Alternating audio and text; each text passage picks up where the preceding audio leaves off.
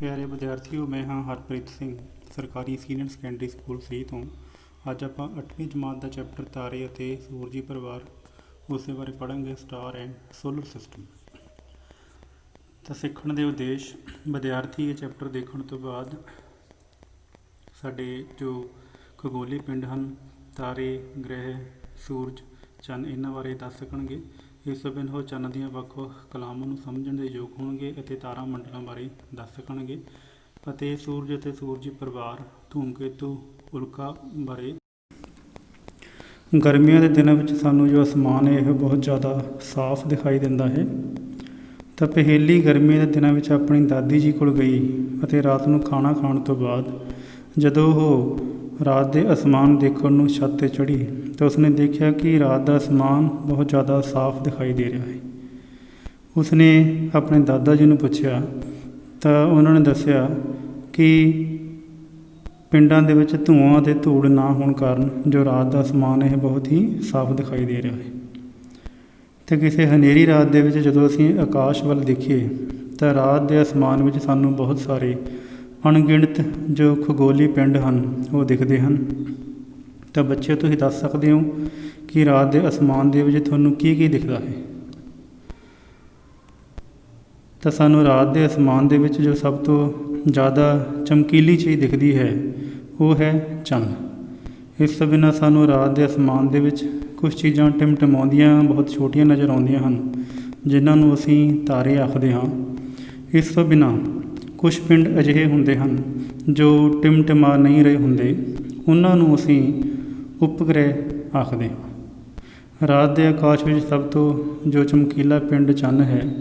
ਤਾਰੇ, ਗ੍ਰਹਿ, ਚੰਨ ਇਹ ਸਾਰੇ ਰਾਤ ਦੇ ਅਸਮਾਨ ਦੇ ਵਿੱਚ ਤੁਹਾਨੂੰ ਦਿਖਦੇ ਹਨ। ਇਹਨਾਂ ਪਿੰਡਾਂ ਨੂੰ ਹੀ ਅਸੀਂ ਜੋ ਖਗੋਲੀ ਪਿੰਡ ਹੈ ਉਹ ਆਖਦੇ ਹਾਂ। ਆਓ ਆਪਾਂ ਹੁਣ ਇਹਨਾਂ ਬਾਰੇ ਇੱਕ ਇੱਕ ਕਰਕੇ ਪੜ੍ਹੀਏ। ਸਭ ਤੋਂ ਪਹਿਲਾਂ ਆਪਾਂ ਪੜ੍ਹਾਂਗੇ ਚੰਨ ਬਾਰੇ। ਸਾਨੂੰ ਸਾਰਿਆਂ ਨੂੰ ਪਤਾ ਹੈ ਕਿ ਜੋ ਚੰਨ ਹੈ ਇਹ ਪੂਰਨਮਾਸ਼ੀ ਵਾਲੇ ਦਿਨ ਸਾਨੂੰ ਪੂਰਾ ਗੋਲ ਦਿਖਾਈ ਦਿੰਦਾ ਹੈ। ਇੱਕ ਪੂਰਨਮਾਸ਼ੀ ਤੋਂ ਜੇ ਦੂਸਰੀ ਪੂਰਨਮਾਸ਼ੀ ਤੱਕ ਅਸੀਂ ਇਸ ਨੂੰ ਲਗਾਤਾਰ ਦੇਖਦੇ ਰਹੀਏ ਤਾਂ ਸਾਨੂੰ ਦੇਖਣ 'ਤੇ ਇਹ ਪਤਾ ਲੱਗਦਾ ਹੈ ਕਿ ਜੋ ਚੰਨ ਹੈ ਇਸ ਦਾ ਆਕਾਰ ਘਟਦਾ ਅਤੇ ਵੱਧਦਾ ਰਹਿੰਦਾ ਹੈ। ਉਹ ਦਿਨ ਜਦੋਂ ਚੰਨ ਦੀ ਪੂਰਨ ਟਿੱਕੀ ਸਾਨੂੰ ਵਿਖਾਈ ਦਿੰਦੀ ਹੈ ਉਸ ਨੂੰ ਅਸੀਂ ਪੂਰਨਮਾਸ਼ੀ ਆਖਦੇ ਹਾਂ। ਇਸ ਤੋਂ ਬਾਅਦ ਹਰ ਰਾਤ ਨੂੰ ਚੰਨ ਦਾ ਚਮਕੀਲਾ ਭਾਗ ਘਟਦਾ ਰਹਿੰਦਾ ਹੈ। 15ਵੇਂ ਦਿਨ ਚੰਨ ਵਿਖਾਈ ਨਹੀਂ ਦਿੰਦਾ, ਇਸ ਨੂੰ ਅਸੀਂ ਮੱਸਿਆ ਜਾਂ ਨਿਊ ਮੂਨ ਆਖਦੇ ਹਾਂ। ਇਸ ਤੋਂ ਬਾਅਦ ਅਗਲੇ ਦਿਨ ਚੰਨ ਦਾ ਇੱਕ ਛੋਟਾ ਭਾਗ ਆਕਾਸ਼ ਵਿੱਚ ਸਾਨੂੰ ਨਜ਼ਰ ਆਉਂਦਾ ਹੈ, ਇਸ ਨੂੰ ਅਸੀਂ ਨਵਾਂ ਚੰਨ ਆਖਦੇ ਹਾਂ। ਇਸ ਤੋਂ ਬਾਅਦ ਚੰਨ ਦਾ ਆਕਾਰ ਫਿਰ ਵੱਡਾ ਹੋਣ ਲੱਗਦਾ ਹੈ। 15ਵੇਂ ਦਿਨ ਇੱਕ ਵਾਰ ਫਿਰ ਤੋਂ ਅਸੀਂ ਚੰਨ ਦਾ ਜੋ ਪੂਰਾ ਦ੍ਰਿਸ਼ ਹੈ ਉਹ ਦੇਖਦੇ ਹਾਂ। ਤਾਂ ਪੂਰੇ ਮਹੀਨੇ ਤੱਕ ਵਿਖਾਈ ਦੇਣ ਵਾਲੇ ਜੋ ਚੰਨ ਦੇ ਇਹ ਭਾਗ ਹਨ ਜਾਂ ਵੱਖ-ਵੱਖ ਸ਼ਕਲਾਂ ਹਨ, ਇਸ ਨੂੰ ਹੀ ਅਸੀਂ ਜੋ ਚੰਨ ਦੀਆਂ ਕਲਾਵਾਂ ਹੈ ਉਸ ਨੂੰ ਆਖਦੇ ਹਾਂ। ਇੱਕ ਪੂਰਨਮਾਸ਼ੀ ਤੋਂ ਦੂਸਰੀ ਪੂਰਨਮਾਸ਼ੀ ਤੱਕ ਦਾ ਜੋ ਸਮਾਂ ਹੈ ਉਹ 29 ਦਿਨਾਂ ਤੋਂ ਕੁਝ ਵੱਧ ਹੁੰਦਾ ਹੈ, ਜਿਸ ਨੂੰ ਅਸੀਂ ਜੋ ਇੱਕ ਮਹੀਨਾ ਜਾਂ ਇਸ ਨੂੰ ਦੇਸੀ ਮਹੀਨਾ ਆਖਦੇ ਹਾਂ। ਆਓ ਹੁਣ ਅਸੀਂ ਅੱਗੇ ਜਾਣਨ ਦੀ ਕੋਸ਼ਿਸ਼ ਕਰੀਏ ਕਿ ਇਹ ਚੰਨ ਦੀਆਂ ਜੋ ਕਲਾਵਾਂ ਹਨ ਇਹ ਸਾਨੂੰ ਵਿਖਾਈ ਕਿਉਂ ਦਿੰਦੀਆਂ ਹਨ। ਕਿਉਂਕਿ ਸਾਡੇ ਸੂਰਜ ਮੰਡਲ ਦੇ ਵਿੱਚ ਚੰਨ, ਸੂਰਜ ਅਤੇ ਹੋਰ ਤਾਰੇ ਹਨ। ਇਹਨਾਂ ਵਾਂਗ ਇਸ ਚੰਨ ਦਾ ਵੀ ਆਪਣਾ ਪ੍ਰਕਾਸ਼ ਨਹੀਂ ਹੁੰਦਾ, ਇਹ ਆਪਣਾ ਪ੍ਰਕਾਸ਼ ਪੈਦਾ ਨਹੀਂ ਕਰਦਾ। ਚੰਨ ਜੋ ਸਾਨੂੰ ਵਿਖਾਈ ਦਿੰਦਾ ਹੈ, ਇਸ ਉੱਤੇ ਪੈਣ ਵਾਲਾ ਜੋ ਸੂਰਜ ਦਾ ਪ੍ਰਕਾਸ਼ ਹੈ ਇਹ ਉਸ ਨੂੰ ਧਰਤੀ ਵੱਲ ਪਰਿਵਰਤਿਤ ਕਰਦਾ ਹੈ, ਜਿਸ ਕਾਰਨ ਅਸੀਂ ਇਸ ਨੂੰ ਵੇਖ ਸਕਦੇ ਹਾਂ। ਅਸੀਂ ਚੰਨ ਨੂੰ ਕੇਵਲ ਉਸੇ ਭਾਗ ਨੂੰ ਵੇਖਦੇ ਹਾਂ ਜਿਸ ਭਾਗ ਤੋਂ ਸੂਰਜ ਦਾ ਜੋ ਆ ਰਿਹਾ ਪ੍ਰਕਾਸ਼ ਪਰਿਵਰਤਿਤ ਹੋ ਕੇ ਸਾਡੇ ਵੱਲ ਪਹੁੰਚਦਾ ਹੈ। ਅਤੇ ਇਹ ਚੰਨ ਦੀਆਂ ਜੋ ਵੱਖ ਵੱਖ ਕਲਾਵਾਂ ਹਨ ਇਹ ਅਸੀਂ ਇਸ ਕਰਕੇ ਦੇਖਦੇ ਹਾਂ ਕਿ ਚੰਨ ਦਾ ਹਮੇਸ਼ਾ ਉਹ ਸਫੇਦ ਭਾਗ, ਇੱਕੋ ਭਾਗ ਹੀ ਹੈ ਜੋ ਸਾਡੇ ਵੱਲ ਹਮੇਸ਼ਾ ਰਹਿੰਦਾ ਹੈ ਅਤੇ ਅਸੀਂ ਚੰਨ ਦਾ ਜੋ ਪਿਛਲਾ ਭਾਗ ਹੈ ਉਸ ਨੂੰ ਅਸੀਂ ਨਹੀਂ ਦੇਖ ਸਕਦੇ। ਪਰ ਘੁੰਮਣ ਗਤੀ ਕਾਰਨ ਜੋ ਚੰਨ ਦਾ ਜੋ ਭਾਗ ਹੈ ਜੋ ਰੋਸ਼ਨੀ ਪਰਿਵਰਤਿਤ ਕਰਦਾ ਹੈ ਇਹ ਘਟ ਘਟ ਕੇ ਜੋ ਪਿਛਲਾ ਭਾਗ ਹੈ ਆਉਂਦਾ ਹੈ, ਜਿਸ ਕਰਕੇ ਜੋ ਚੰਨ ਹੈ ਇਹ ਵੱਧਦਾ ਘਟਦਾ ਰਹਿੰਦਾ ਹੈ। ਹੁਣ ਅਸੀਂ ਪੂਰਨਮਾਸ਼ੀ ਅਤੇ ਮੱਸਿਆ ਦੇ ਦਿਨ ਸੂਰਜ, ਚੰਨ ਅਤੇ ਧਰਤੀ ਦੀ ਸੰਖੇਪ ਜੋ ਸਥਿਤੀਆਂ ਹਨ, ਇਸ ਤੋਂ ਅੰਦਾਜ਼ਾ ਲਾ ਸਕਦੇ ਹਨ। ਅਤੇ ਇਹਨਾਂ ਤੋਂ ਸਾਨੂੰ ਪਤਾ ਲੱਗਦਾ ਹੈ ਕਿ ਨਵੇਂ ਚੰਨ ਤੋਂ ਬਾਅਦ ਧਰਤੀ ਤੋਂ ਵੇਖਣ ਤੋਂ ਬਾਅਦ ਹਰ ਰੋਜ਼ ਜੋ ਚੰਨ ਦੇ ਪ੍ਰਦੀਪਿਤ ਭਾਗ ਵਿੱਚ ਵਾਧਾ ਹੁੰਦਾ ਰਹਿੰਦਾ ਹੈ। ਪੂਰਨਮਾਸ਼ੀ ਤੋਂ ਬਾਅਦ ਧਰਤੀ ਤੋਂ ਚੰਨ ਦੇ ਵੇਖਣ 'ਤੇ ਸੂਰਜ ਦੁਆਰਾ ਪ੍ਰਦੀਪਿਤ ਭਾਗ ਹਰ ਰੋਜ਼ ਆਕਾਰ ਵਿੱਚ ਘਟਦਾ ਰਹਿੰਦਾ ਹੈ।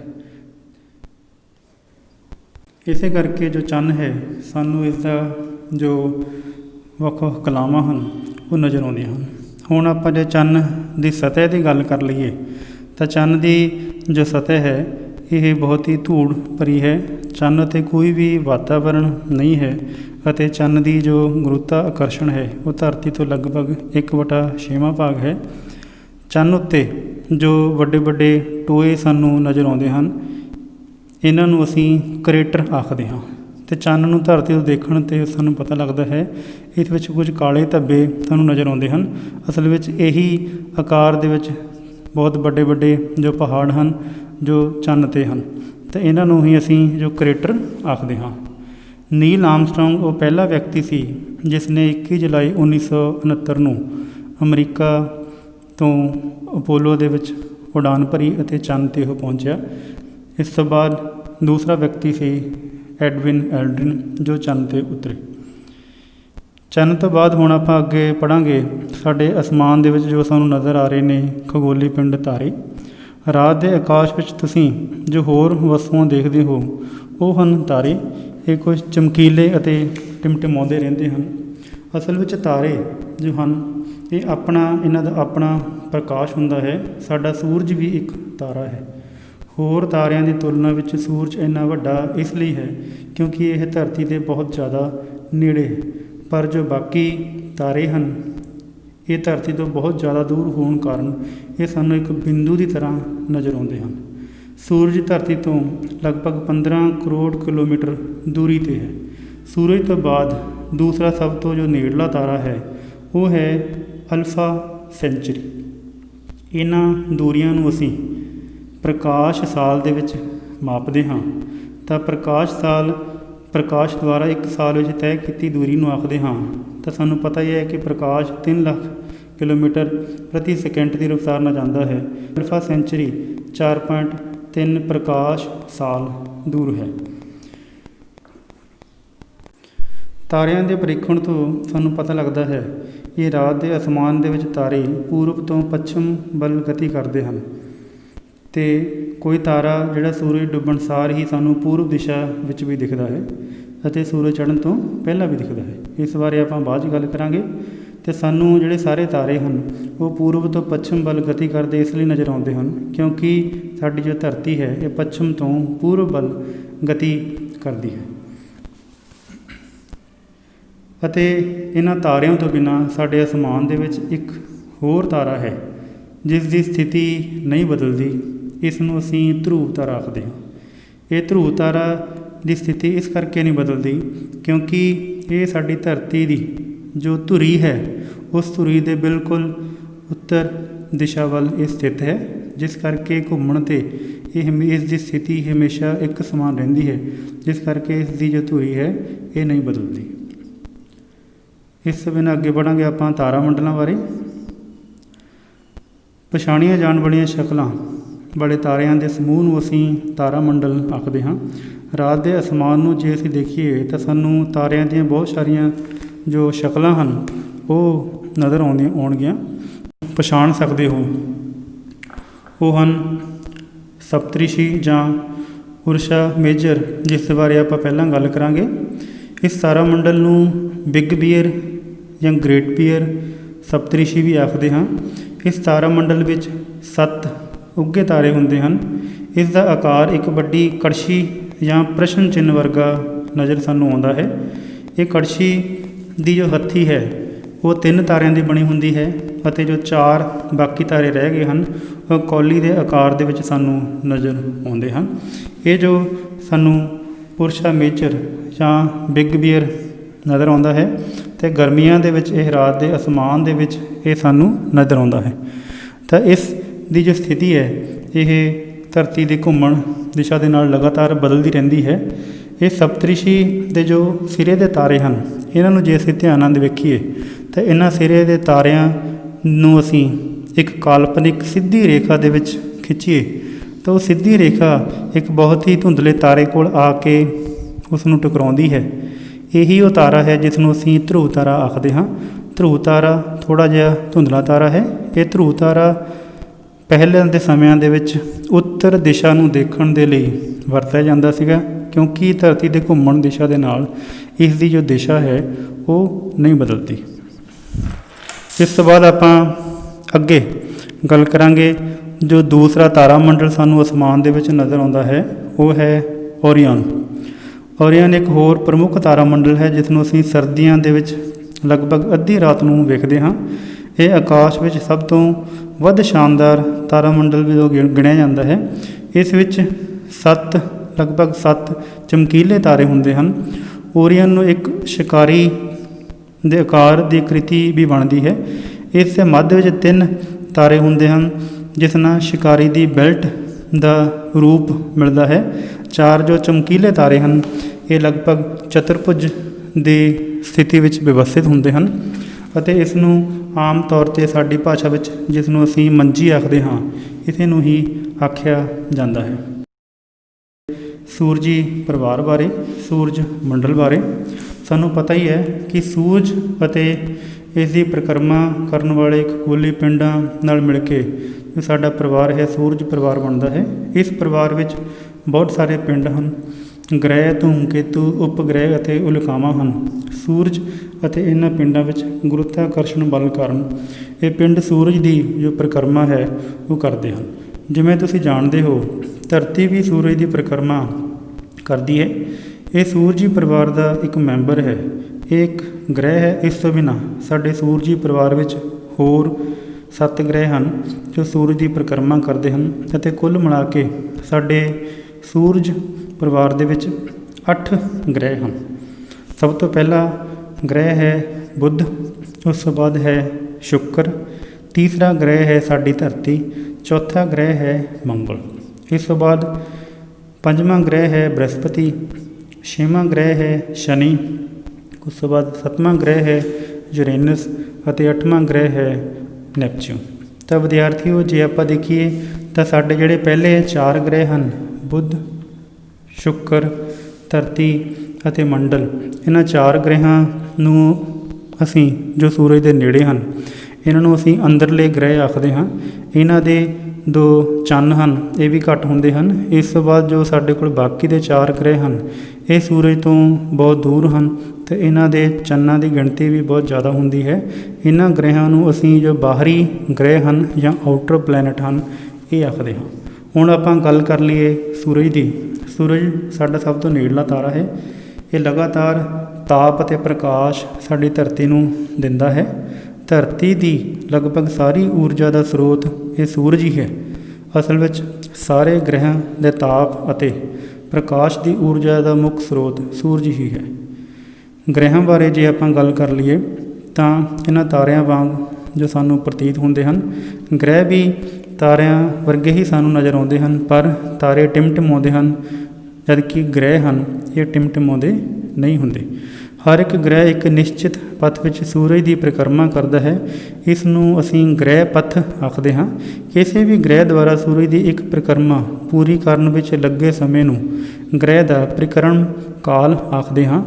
ਸੂਰਜ ਗ੍ਰਹਿਆਂ ਦੀ ਸੂਰਜ ਤੋਂ ਜੋ ਦੂਰੀ ਵਧਣ ਨਾਲ ਇਹ ਜੋ ਪਰਿਕਰਮ ਕਾਲ ਹੈ ਜਾਂ ਪੀਰੀਅਡ ਆਫ ਰੈਵੋਲਿਊਸ਼ਨ ਹੈ ਇਸ ਵਿੱਚ ਵਾਧਾ ਹੋ ਜਾਂਦਾ ਹੈ। ਹੁਣ ਤੁਸੀਂ ਦੱਸ ਸਕਦੇ ਹੋ ਧਰਤੀ ਦਾ ਜੋ ਪੀਰੀਅਡ ਆਫ ਰੈਵੋਲਿਊਸ਼ਨ ਹੈ, ਪਰਿਕਰਮ ਕਾਲ ਹੈ, ਉਹ ਸੂਰਜ ਦੁਆਲੇ ਕਿੰਨਾ ਹੈ? ਤਾਂ ਸਾਨੂੰ ਪਤਾ ਹੈ ਧਰਤੀ ਸੂਰਜ ਦੁਆਲੇ 1 ਸਾਲ ਦੇ ਵਿੱਚ ਇੱਕ ਚੱਕਰ ਪੂਰਾ ਕਰਦੀ ਹੈ ਜੋ ਕਿ 365.1/4 ਦਿਨ ਹੁੰਦੇ ਹਨ। ਸੂਰਜ ਦੀ ਪਰਿਕਰਮਾ ਕਰਨ ਦੇ ਨਾਲ ਨਾਲ ਜੋ ਇਹ ਗ੍ਰਹਿ ਹਨ ਇਹ ਲਾਟੂ ਵਾਂਗੂ ਆਪਣੀ ਧੁਰੀ ਦੁਆਲੇ ਵੀ ਘੁੰਮਦੇ ਹਨ। ਕਿਸੇ ਗ੍ਰਹਿ ਦੁਆਰਾ ਇੱਕ ਘੁੰਮਣ ਪੂਰਾ ਕਰਨ, ਆਪਣੀ ਧੁਰੀ ਦੁਆਲੇ ਇੱਕ ਗਤੀ ਜਾਂ ਘੇਰਾ ਪੂਰਾ ਕਰਨ ਵਿੱਚ ਲੱਗੇ ਸਮੇਂ ਨੂੰ ਉਸ ਦਾ ਘੁੰਮਣ ਕਾਲ ਆਖਦੇ ਹਾਂ। ਸਾਨੂੰ ਪਤਾ ਹੈ ਵੀ ਧਰਤੀ ਆਪਣੀ ਧੁਰੀ ਦੁਆਲੇ 24 ਘੰਟੇ ਵਿੱਚ ਇੱਕ ਚੱਕਰ ਪੂਰਾ ਕਰਦੀ ਹੈ। ਕੁਝ ਗ੍ਰਹਿ ਤੋਂ ਜਾਣੂ ਤਾਂ ਸਾਨੂੰ ਪਤਾ ਹੈ ਜੋ ਗ੍ਰਹਿ ਹਨ ਉਹਨਾਂ ਦੇ ਆਲੇ ਦੁਆਲੇ ਕੁਝ ਹੋਰ ਖਗੋਲੀ ਪਿੰਡ ਹਨ, ਉਹ ਪਰਿਕਰਮਾ ਕਰਦੇ ਹਨ। ਇਹਨਾਂ ਖਗੋਲੀ ਪਿੰਡਾਂ ਨੂੰ ਹੀ ਅਸੀਂ ਉਪਗ੍ਰਹਿ ਆਖਦੇ ਹਾਂ। ਜਿੱਦਾਂ ਸਾਨੂੰ ਪਤਾ ਹੀ ਹੈ ਕਿ ਧਰਤੀ ਦੇ ਦੁਆਲੇ ਜੋ ਚੰਨ ਹੈ ਉਹ ਪਰਿਕਰਮਾ ਕਰਦਾ ਹੈ, ਤਾਂ ਚੰਨ ਧਰਤੀ ਦਾ ਉਪਗ੍ਰਹਿ ਹੈ। ਇਸੇ ਤਰ੍ਹਾਂ ਹੀ ਹੋਰ ਗ੍ਰਹਿਆਂ ਦੇ ਦੁਆਲੇ ਜੋ ਚੰਨ ਹਨ ਜਾਂ ਉਪਗ੍ਰਹਿ ਹਨ ਉਹ ਪਰਿਕਰਮਾ ਕਰਦੇ ਹਨ, ਉਹਨਾਂ ਨੂੰ ਉਹਨਾਂ ਗ੍ਰਹਿਾਂ ਦੇ ਉਪਗ੍ਰਹਿ ਆਖਦੇ ਹਾਂ। ਤਾਂ ਇਸ ਤੋਂ ਬਿਨਾਂ, ਇਹਨਾਂ ਉਪਗ੍ਰਹਿਾਂ ਤੋਂ ਬਿਨਾਂ ਮਨੁੱਖ ਦੁਆਰਾ ਨਿਰਮਿਤ ਉਪਗ੍ਰਹਿ ਵੀ ਹਨ ਜੋ ਧਰਤੀ ਦੀ ਪਰਿਕਰਮਾ ਕਰਦੇ ਹਨ, ਇਹਨਾਂ ਨੂੰ ਅਸੀਂ ਬਨਾਵਟੀ ਉਪਗ੍ਰਹਿ ਆਖਦੇ ਹਾਂ। ਹੁਣ ਆਪਾਂ ਜੇ ਗੱਲ ਕਰੀਏ ਵੱਖ-ਵੱਖ ਆਪਣੇ ਗ੍ਰਹਿਾਂ ਬਾਰੇ, ਤਾਂ ਸਭ ਤੋਂ ਪਹਿਲਾਂ ਬੁੱਧ ਗ੍ਰਹਿ ਸੂਰਜ ਦਾ ਸਭ ਤੋਂ ਜੋ ਨੇੜਲਾ ਗ੍ਰਹਿ ਹੈ।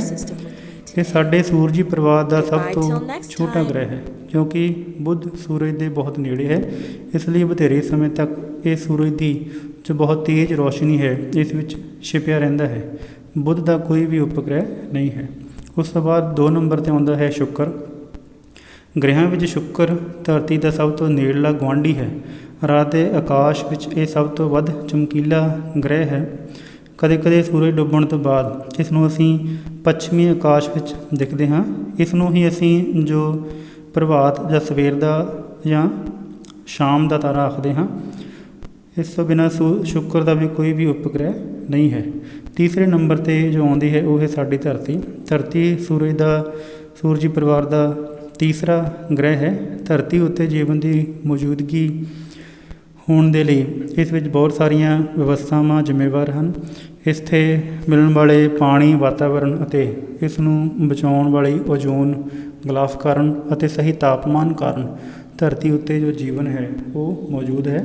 ਅਤੇ ਧਰਤੀ ਦਾ ਕੇਵਲ ਇੱਕ ਉਪਗ੍ਰਹਿ ਚੰਨ ਹੈ ਅਤੇ ਧਰਤੀ ਆਪਣੇ ਗ੍ਰਹਿ ਪਥ ਉੱਤੇ ਲੰਬਾਤਮਕ ਥੋੜ੍ਹੀ ਜਿਹੀ ਝੁਕੀ ਹੋਈ ਹੈ, ਜਿਸ ਕਰਕੇ ਇਸ ਉੱਤੇ ਜੋ ਰੁੱਤਾਂ ਹੈ ਉਹ ਬਣਦੀਆਂ ਹਨ।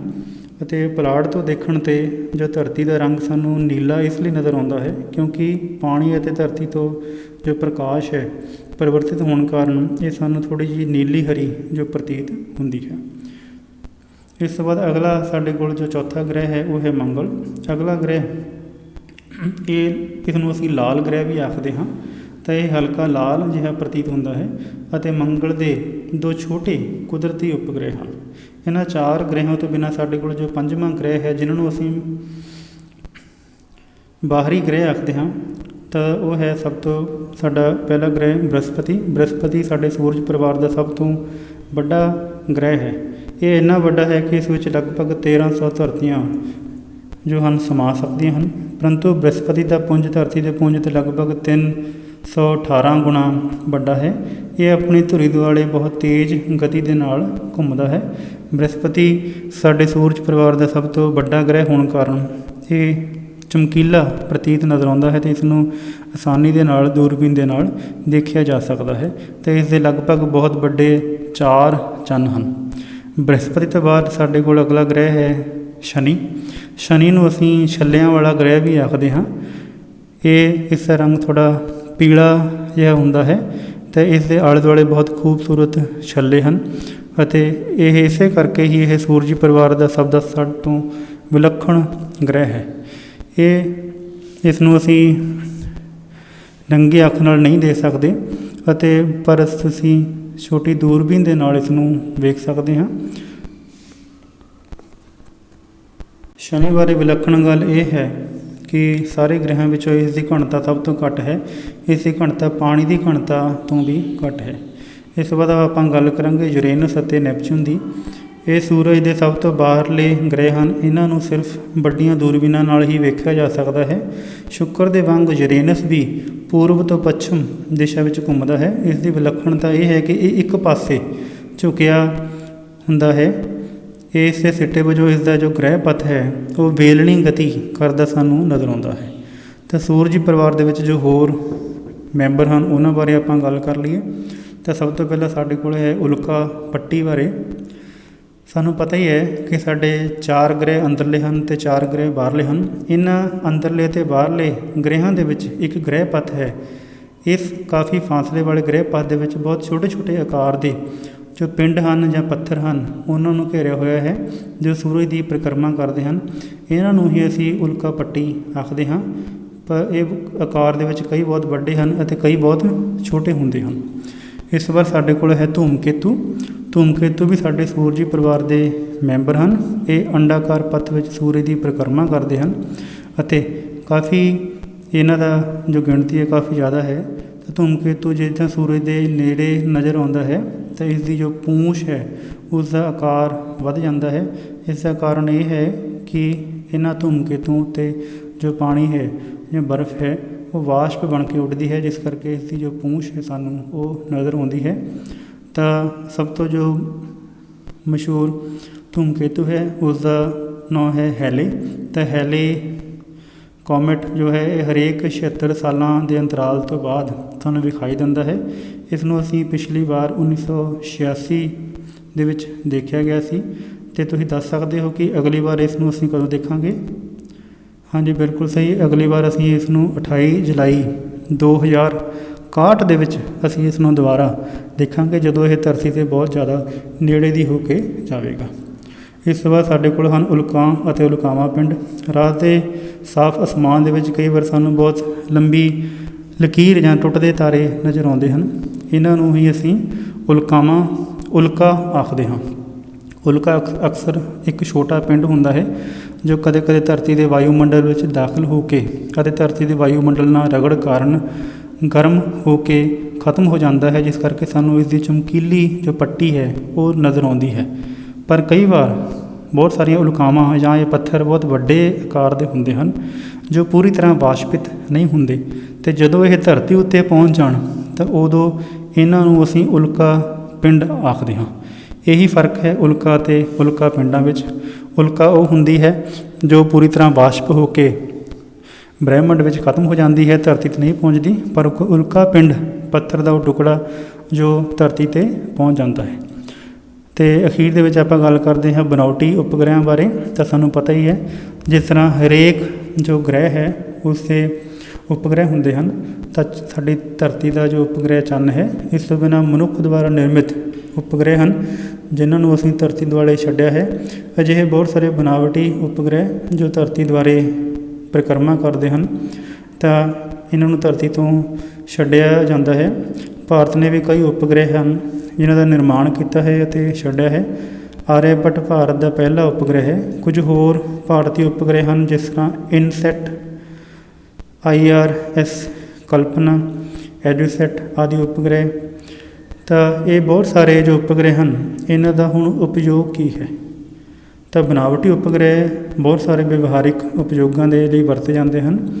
ਇਹਨਾਂ ਦਾ ਉਪਯੋਗ ਮੌਸਮ ਦੀ ਭਵਿੱਖਬਾਣੀ ਕਰਨਾ, ਰੇਡੀਓ ਅਤੇ ਟੈਲੀਵਿਜ਼ਨ ਸੰਕੇਤਾਂ ਦਾ ਸੰਚਾਰ ਕਰਨਾ, ਇਸ ਤੋਂ ਬਿਨਾਂ ਦੂਰ ਸੰਚਾਰ ਜੋ ਟੈਲੀਫੋਨ ਹੈ ਜਾਂ ਮੋਬਾਈਲ ਹੈ ਇਹਨਾਂ ਦੇ ਸਿਗਨਲ ਦਾ ਸੰਚਾਰ ਕਰਨਾ, ਰਿਮੋਟ ਸੈਂਸਿੰਗ ਕਰਨਾ, ਭਾਵ ਕਿ ਬ੍ਰਹਿਮੰਡ ਦੇ ਵਿੱਚ ਰਹਿ ਕੇ ਧਰਤੀ ਉੱਤੇ ਜੋ ਵੱਖ-ਵੱਖ ਸਰੋਤ ਹਨ ਅਤੇ ਉਹਨਾਂ ਬਾਰੇ ਪਤਾ ਕਰਨਾ, ਅਤੇ ਇੰਟਰਨੈੱਟ ਦੀ ਜੋ ਸੁਵਿਧਾ ਹੈ ਉਹ ਪ੍ਰਦਾਨ ਕਰਨੀ।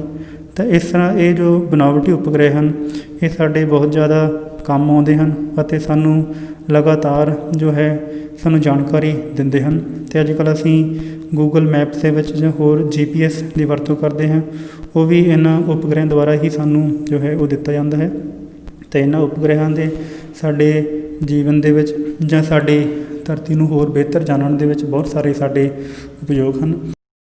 ਉਮੀਦ ਹੈ ਕਿ ਤੁਹਾਨੂੰ ਸਮਝ ਆਇਆ ਹੋਵੇਗਾ। ਤਾਂ ਬਹੁਤ ਬਹੁਤ ਧੰਨਵਾਦ, ਸਾਰਿਆਂ ਦਾ ਧੰਨਵਾਦ।